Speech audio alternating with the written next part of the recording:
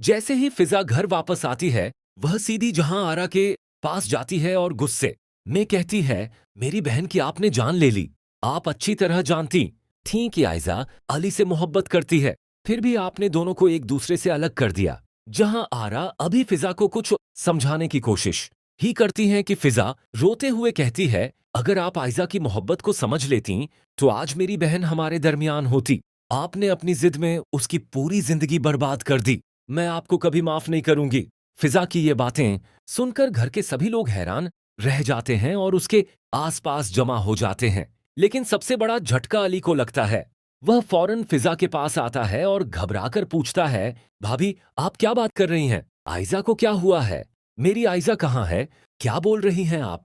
फिजा कुछ लम्हों के लिए खामोश रहती है, फिर आंखों में आंसू लिए अली की तरफ देखती है और कहती है, आयजा इस दुनिया में नहीं रही। ये सुनते ही अली के कदम वहीं रुक जाते हैं। उसे यकीन ही नहीं आता कि जिस आयजा से वह कल तक बात कर रहा था, वह आज उसे हमेशा के लिए छोड़कर इस दुनिया से जा चुकी है। अली बेबसी से फिजा से पूछता है, ये कैसे हो गया? मुझे किसी ने बताया क्यों नहीं? फिजा रोते हुए उसे सारी हकीकत बता देती है। वह कहती है, आयजा किसी और से शादी नहीं करना चाहती थी। उसके दिल में सिर्फ तुम थे। वह तुम्हारे अलावा किसी और का नाम अपने दिल में लेकर जिंदगी नहीं गुजारना चाहती थी। उसके दिल में सिर्फ अली था। हालात ने उसे ऐसा कदम उठाने पर मजबूर कर दिया कि उसने अपनी जिंदगी खत्म करने का फैसला कर लिया। ये सुनते ही अली गुस्से और दर्द से बेकाबू हो जाता है। वह अपनी मां जहां आरा की तरफ देखता है और बेहद भारी लहजे में कहता है, अम्मी आपने मेरी आयजा को मुझसे छीन लिया। आप जानती थी ना कि हम एक दूसरे से कितनी मोहब्बत करते हैं, फिर भी आपने हमें कभी एक नहीं होने दिया। अली की आंखों में आंसू होते हैं और आवाज में दर्द साफ महसूस होता है। वह कहता है, हम जानते थे कि आप हमें कभी एक नहीं होने देंगी। शायद इसी वजह से उसने अपनी जिंदगी खत्म कर ली।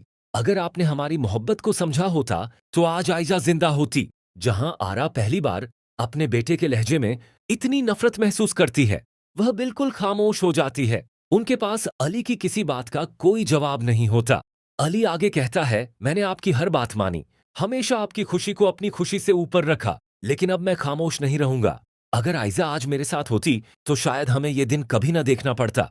वह गुस्से में कहता है, मैं आपको कभी माफ नहीं करूंगा। आयजा की मौत का दर्द मैं सारी जिंदगी अपने दिल में लेकर रहूंगा। मीर नुमान भी जहां आरा की तरफ देखते हुए कहते हैं, तुम्हें अंदाजा भी नहीं है कि तुम्हारी जिद ने क्या कर दिया है। तुमने अली और आयजा को अलग किया और एक मासूम लड़की की जान चली गई।